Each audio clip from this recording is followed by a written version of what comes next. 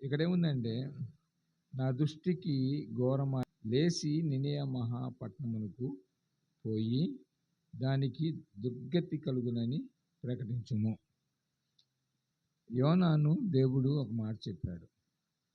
నినియా పట్టణం అని ఉంది. నినియా పట్టణము దేవుని దృష్టికి ఎలా ఉందంటే ఘోర పాపంలో ఉంది. దానికి నాశనం కలుగునని చెప్పమన్నాడు.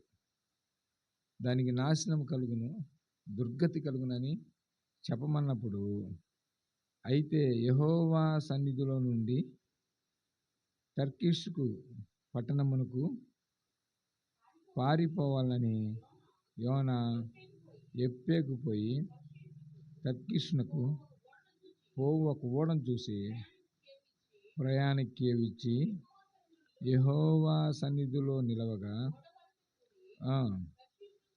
పోవుటకు ఓడ ఎక్కాను. ఎక్కడికి పొమ్మన్నాడు? ఎక్కడికి పోతున్నాడు చెప్పండి?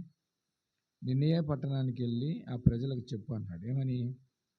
దుర్గతి కలుగుతుంది, నాశనం వస్తుంది ఈ పట్టణానికి, దేవుని కోపము నీ పట్టణం మీద ఉందని చెప్పంటే ఆ పట్టణానికి వెళ్ళకుండా, నినియే పట్టణానికి వెళ్ళకుండా ఎక్కడికి వెళ్తున్నాడంట?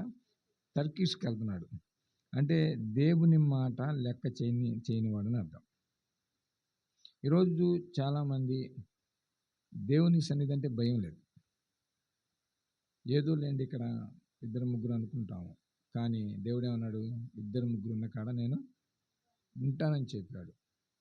మనం నలుగురే కావచ్చు, అయితే ఇంకా 3 తండ్రి, కుమార, పరిశుద్ధాత్మ, దాదాపు కోట్ల మంది దేవదూతలు ఈ స్థలంలో ఉన్నారు. దేవునికి స్తోత్రం. కాకపోతే వాళ్ళు కనపడరు, వాళ్ళు ఉంటారు. రెండోది ఏంటంటే సంఘము క్రమంలో ఉండాలి. సంఘాన్ని దేవుడు చూస్తాడు. ఈ సంఘం వలన ఈ ప్రాంతానికి ఏమొచ్చిందంట? మహిమ వచ్చింది. అందరూ వచ్చారనుకోండి, ఇక్కడ ఆరాధిస్తుండగా ఆ ఆరాధనను దేవుడు ఏం చేసుకుంటే మహిమ తెచ్చుకుంటాడు. ఇది నాకు సంబంధం లేదులే అని ఎవరికోళ్ళు అట్లా ఉన్నారనుకో, రేపు దేవుడు గారు ఏమంటాడు? మీతో నాకు సంబంధం లేదంటాడు ఆయన. అంతే. క్రమపద్ధతమైన ఒక 4 కూర్చున్నా చాలు దేవునికి, 5గురున్నా చాలు, 2 చాలు, దేవుణ్ణి ఆరాధించవచ్చు. కానీ ఒక సంఘం ఉంది, ఆ సంఘము క్రమంగా లేకపోతే దేవుని నామానికి ఏమొచ్చిందంట? అవమానం అనేది వచ్చిందనమాట. కాబట్టి నా నినియే పట్టణానికి వెళ్ళి నీకు దుర్గతి కలుగును అని ప్రకటించమంటే ఈయన నినియే పట్టణానికి వెళ్ళట్లేదు, కానీ ఎక్కడికి వెళ్తున్నాడు చెప్పండి? తర్కీష్కి వెళ్తున్నాడు. ఓడెక్కాడంట. తర్కీష్కి వెళ్ళి ఓడెక్కి ఓడలు అడుగు భాగంలో ఏమయ్యాడంట? బాగా నిద్రపోతున్నాడు, గాఢ నిద్రపోతున్నాడు.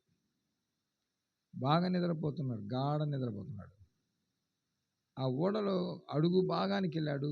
ఎవరైనా లేపుతారేమో అని చెప్పేసి అడుగు భాగానికి వెళ్ళి నిద్రపోతుంటే ఆ ఓడ మీదకి దేవుడు ఏం చేశాడంట? ఉగ్రతను తీసుకొని వచ్చి పెట్టాడు. ఆ ఓడ మీదకి ఉగ్రతను తీసుకొని వచ్చి పెట్టాడు.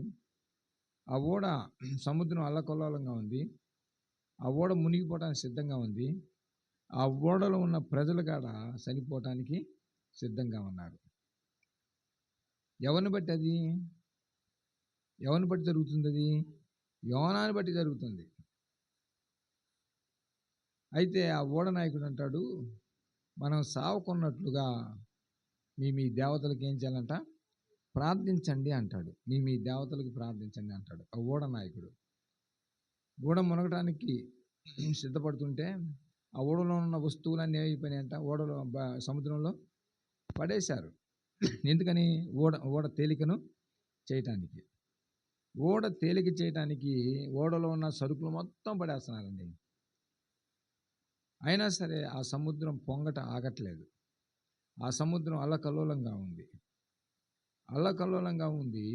అయితే ఓడ నాయకుడు అంటున్నాడు, మనం బతుకున్నట్లుగా, మనం సావుకున్నట్లుగా మీ దేవతలకు ఏం చేయాలంట? ప్రార్థించండి అంటున్నాడు. వాళ్ళు ఎంత ప్రార్థన చేసినా ఏమాత్రం సముద్రంలో అల్లకల్లోలము ఆగట్లా. ఇంకా ఎవడైనా ఉన్నాడని చెప్పేసి మొత్తం ఎత్తుకుంటూ పోయి ఓడడుగు భాగానికి పోతే ఎవరున్నారంట? యోనా గాఢ నిద్రపోతున్నాడు. ఓడ పైనేమో ఓడలో ఉన్న వాళ్ళంతా అల్లకొల్లం అవుతుంటే ప్రాణభయముతో గుప్పిట్లో పెట్టుకున్నారు ప్రాణాన్ని. ఏమైద్దో తెలియదు అని గుప్పిట్లో పెట్టుకుంటే ఈయనేం చేస్తున్నాడు చెప్పండి? ఓడడుగు భాగానికి వెళ్ళి గాఢ నిద్రపోతున్నాడు. ఏం పట్టనోళ్ళలాగా, నాకేం సంబంధం లేదన్నట్లాగా నిద్రపోతున్నాడు. అప్పుడు ఓడ నాయకుడు అంటాడు, "ఓయి నిద్రపోతూ" అంటాడు. ఏమంటారు చెప్పండి? "ఓయి నిద్రపోతూ, నీకేం వచ్చింది? లేచి నీ దేవునికి ప్రార్థించు" అంటున్నాడు. "ఓయి నిద్రపోతూ" ఎవరి చేత అనిపించుకున్నాడండి? ఎవరి చేత అనిపించుకున్నాడు? ఒక అన్యుడి చేత దేవుని బిడ్డైన యోన అనిపించుకున్నాడు. "ఓయి నిద్రపోతూ, నీకేమొచ్చింది" అంటారు కదా. ఏమంటారు? "ఏందిరా నిద్రపోతున్నావు? నీకేమొచ్చిందిరా? ఏం పట్టిందిరా" అంటారు. ఏమంటారమ్మా? అంటారా లేదా? ఏం పట్టింది? దయ్యం అని పట్టిందా అంటారు. నిద్ర దయ్యం అని పట్టిందా అని మాట్లాడతారు. ఓడనాయకుడి భాషలో అదే. "ఓయి నిద్రపోతూ, నీకేమొచ్చింది" కదండి. నిద్రపోతూ, పైన సముద్రం అలజడిగా ఉంది, ఓడ మునిగిపోవటానికి సిద్ధంగా ఉంది, ఓడలో ఉన్న ప్రజలు ప్రాణాన్ని గుప్పిట్లో పెట్టుకొని బతుకుతామో సస్తామో అని చెప్పి వాడు భయదోళన ఉన్నాడు. కానీ దేవుని బిడ్డలారా, ఆ ఓడ నాయకుడు యోనాను అన్నప్పుడు లేచాడు. వాళ్ళ